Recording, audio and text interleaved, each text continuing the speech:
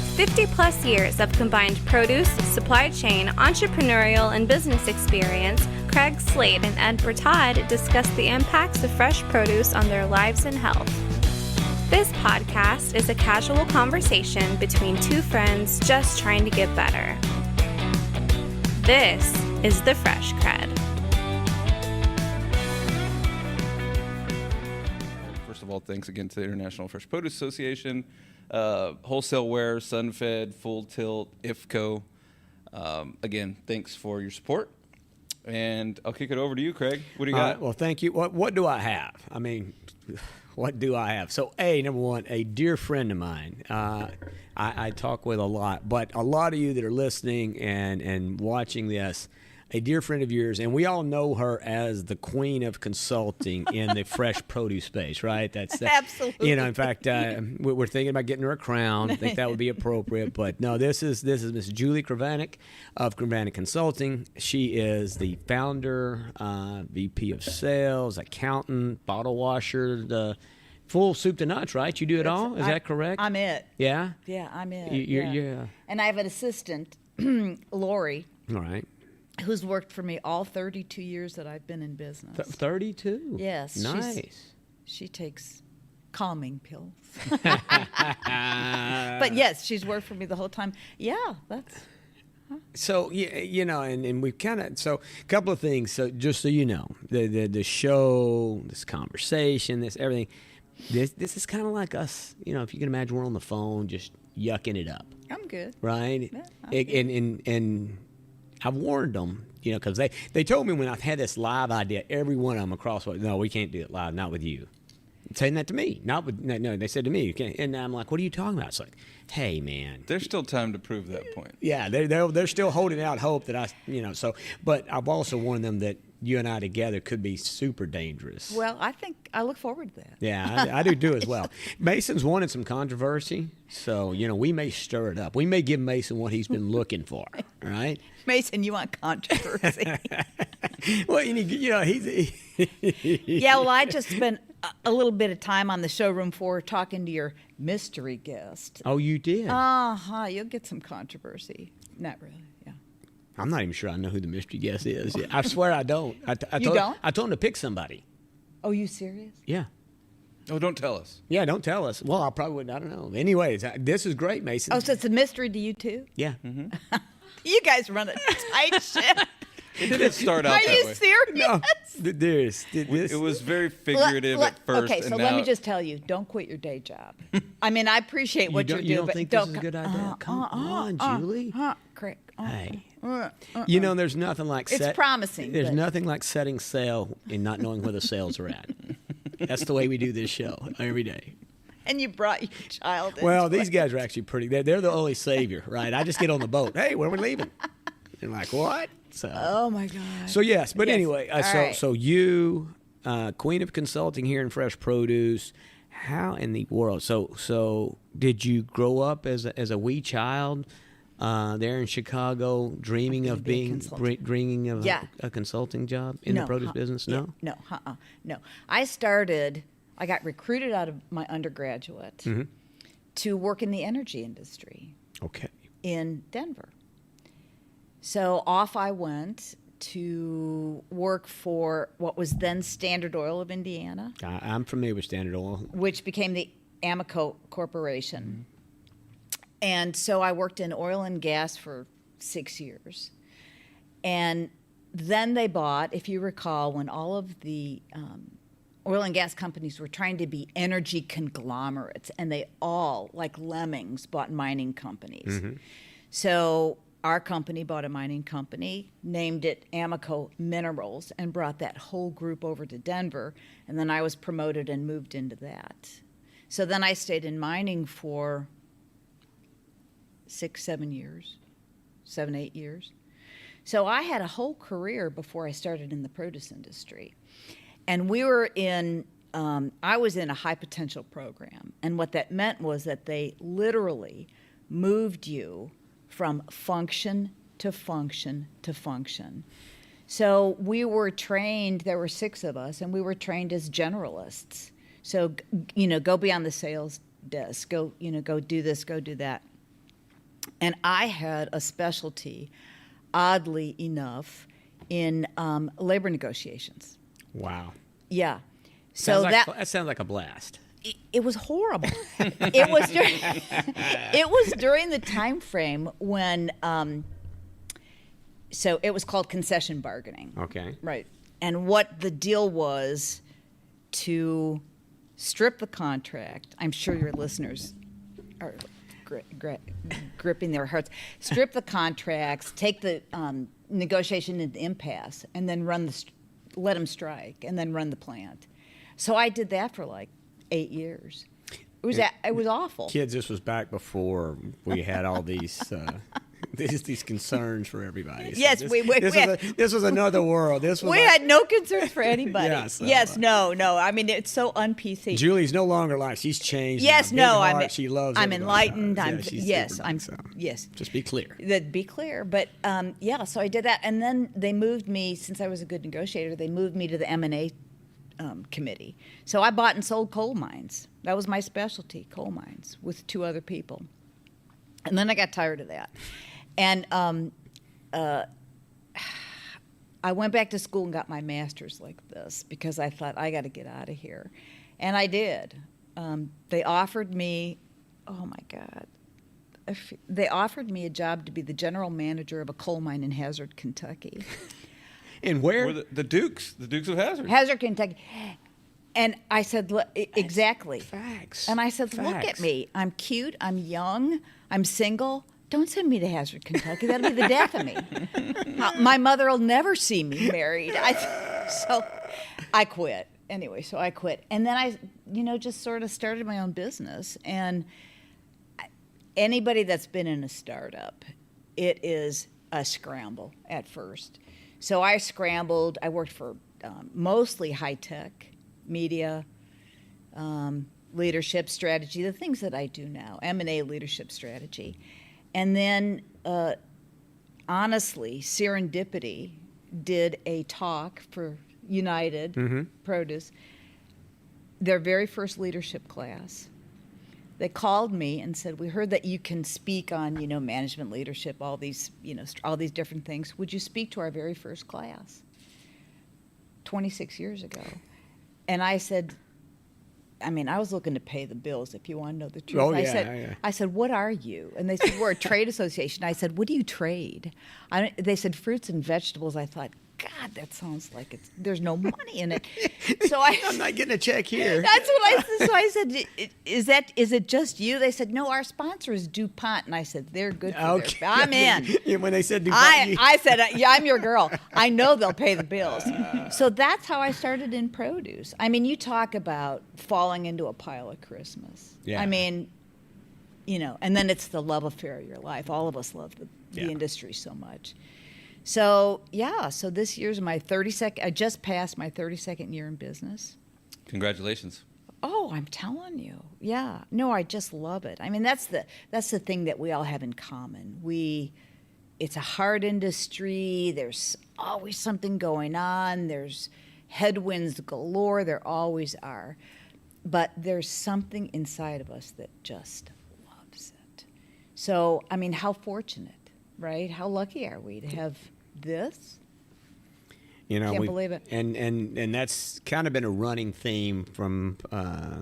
We had Robert Lambert on earlier, and we talked about the passion, the produce, how you get to it. Lauren, we got in that same conversation. So that's a running theme across everybody. It's like you get in this space and the people, all walks.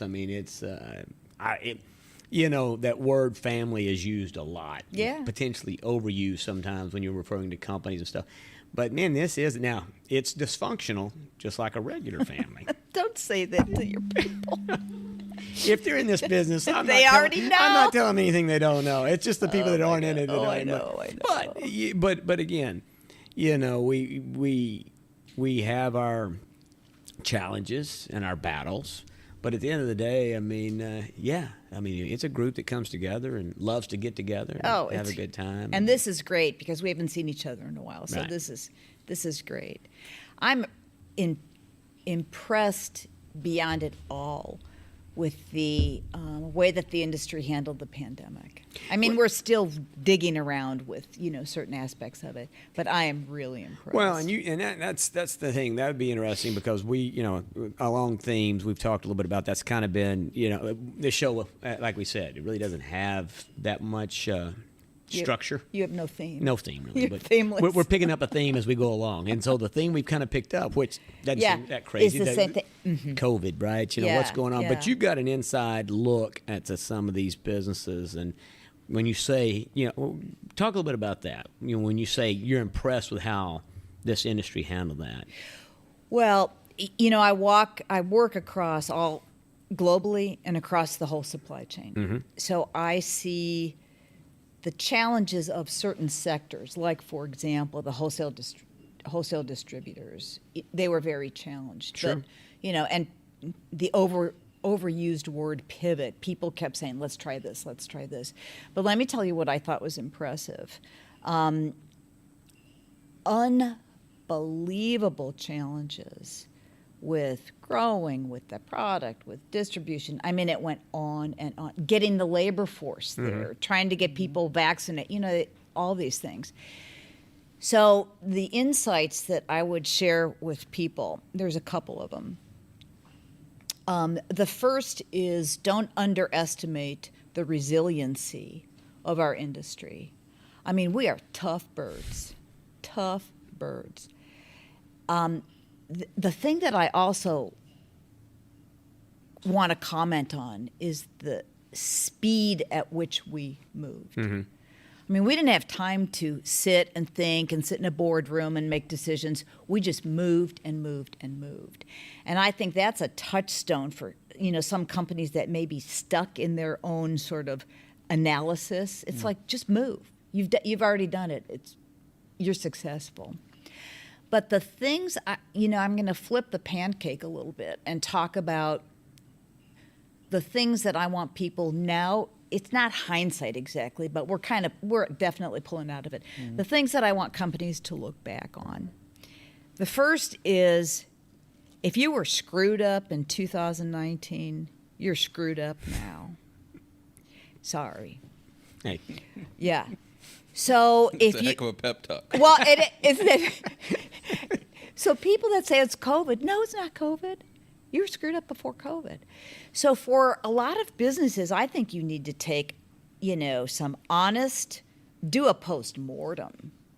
If your finances were a wreck beforehand, if you were over-leveraged, guess what? It didn't get any better. If you didn't have enough leadership talent, guess what? It didn't get any better. The two areas that I see that I want people to pay, first of all, fix. If you got something to fix it. The other two areas that I keep thinking people need to look at, especially now that we're pulling out, the first is learn if there's something in the fundamentals that aren't working. That's an easy fix, easy to identify. The two places that I think are oftentimes overlooked, the first is the portfolio, customer portfolio. The companies that really hit the skids were people who have been told over and over and over to have a diversified portfolio. It's like your stock portfolio. Yeah, you don't for have sure. one type of stock, right? You don't represent one industry. So the companies that got hit were only, right, here we are in the food service. They were restaurants. And they got slaughtered. It's hard to balance the portfolio, but take a bit, I'd say take another look at that. And the other that I think is tricky is to look at really the business development aspect of the company. We are a run and gun today. And we've just come out of especially run and gun. So it's what's happened. And overnight something happened. Oh my God, we got to fix this. Even at the very top levels, people get immersed in the daily. It's exciting. It's crazy. It grabs you. It's there, right? Your money's rotting in front of you. But the new business development and the new channels to look at, and having not just one person to sort of, let's hire somebody that knows something about food service. That ain't it. You've got to really take a look at the opportunities, look at what is special about you, and go into new channels like your pants are on fire. Because everybody else in the sales force is mostly satisfying orders, helping the customer through any complaints that they may have. They're not developing new territory, and that worries me. That's the growth element, and that part of it worries me. People are scared to go into something like, if you've always been in retail, well, good for you, but the shoe could be on the other foot next time through. Mm-hmm.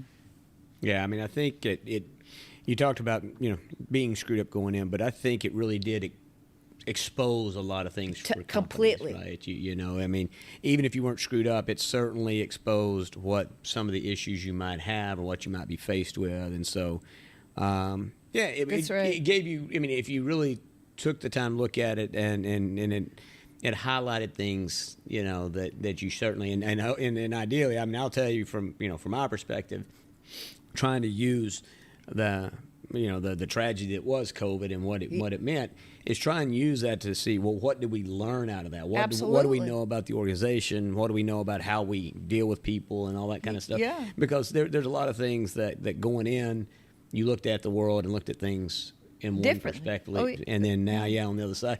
So I think that's one, I guess, benefit of coming through it is like I said, it exposed a lot of opportunities that you needed to really take advantage of. It is a benefit, and companies, we have to slow down enough to spend, a half a day going back and saying, what happened? What did we learn? What weak spots did we find in our organization or our leadership? How can we address those? You don't have to do a big, a 2-week postmortem, but just have that conversation so that you can come out, in a bit different fashion. I mean, there's going to be other challenges. Hopefully not another pandemic, although people are talking about that. So, Well, I mean, we had this conversation earlier today, too, and it's like the last 24 months, holy Toledo. Yeah. And I said this earlier, it's like the only time I can remember, and of course I was much younger, but the kind of volatility that we're experiencing at the level of volatility, the 70s is the only thing I can compare this to, with fuel lines and crazy inflation and crazy, I mean, everything was off the rails. Panic buying. I mean, it just everything, and so that's the only thing I can relate to this this time we're in, so to speak. That has even a closeness. So and the oil crisis. I mean, everything that inflation, everything that happened. The other thing that I want people to take, especially senior leaders, to take a look at is whether or not they have a vision for the future of their business. Because what happens in our industry is that people get so wrought up in today that they don't attend to the destiny of the company. If a business's fundamentals are strong, you can hit, the headwinds are going to come at you. Right. You got to have something inside of you that says, our fundamentals are good, our balance sheet is strong, our leadership is strong. We have a confidence that we can handle the headwinds, and we can, in fact, almost in our imagination, leap over that into constantly pressing into the future that we're building. Otherwise, you get bogged down into the today, and you absolutely never get there. If you look at and talk to younger people that come into our industry, what do they want to know when they come into a business? Why am I here? Mm-hmm. Where are we headed? What's the future? Yeah. What's the purpose of this business? Is it just grind it every day, grind it? Mm-hmm. We're going to lose them. Well, and and I know for me, and probably for you in those industries you were in, but I mean, grind it that was basically. That was your job. There was no purpose. There was no cause. Just be thankful you're here and you have a job. Your purpose is you get a check every couple of weeks. Yeah, I mean, cold water you can drink. Yeah, it's God's honest truth. It's, and but the world has changed, and and for the better in that respect, right? Because I mean, this and Mason's already. We're getting pressed on time. Okay. It's hard to believe. Oh, we got 3 minutes. Yeah, but you asked me about this, my bucket list and stuff. But, even for me, and for this industry, we talked about, this podcast, this as an industry, having you, the conversation you and I have had, we have a message with what we're selling Yes. here, to change lives, to change the world, Yes. and I've said several times, we're the most efficient calories. We're selling the most efficient human energy out there, right? Yes. But we've got to get past talking to ourselves. Yeah. And we got to, be living examples. I think that starts with us. If we want to change the world, if we want to change, we got to, drink our own Kool-Aid, right? That we're peddling. So true. And I guess that's probably not a good point. Drink your own Kool-Aid. Yeah, that's probably not. We got to eat our own lettuce. Got to eat our own lettuce, right? But we got to push that out. We got to be living examples. But like with this pod and everything like that, so for me, it's what I hope to do, right? Is somehow get this thing pushed out to people in this business that are not able to come to this stuff, Right. and experience Julie Krivanek, as so many of us have got to, as I went through the leadership program, but experience you, understand, hear you speak a little bit, but then past that, the other folks, and then talk about, man, we're in a great industry, so come join us. It's a great place to build a career. Yes. And then also, It's a thing. It's a thing. It's a thing. Yeah, it's a thing in which people don't know. Okay, Yeah. a lot of my son's friends it's like, What is this? produce. I mean, I think I've got a couple of kids that I've been able to recruit out of college into this business that didn't even know we existed. But it's a thing. But then, for crying out loud, you literally can change your life, reduce your medical bills. You can do so much just by getting more of this that we sell in Well, your body. that's one of the things that COVID showed us Yeah. was the health or lack thereof. Yeah. And the impact when something challenging health-wise comes to you. Mm-hmm. Well, one of the things I love is that the educator, the nutritionists in the K through 12 system are here. Uh-huh. That serves two purposes, maybe more than that. One is get these kids eating produce early enough, right, that they understand it, used to it. And the other is it's another market channel. It's a whole market channel that we're not tapping, K through 12 and then college. So, the more that we can not just sell into those channels, but educate and inspire For sure. and healthy living. I mean, it's beautiful.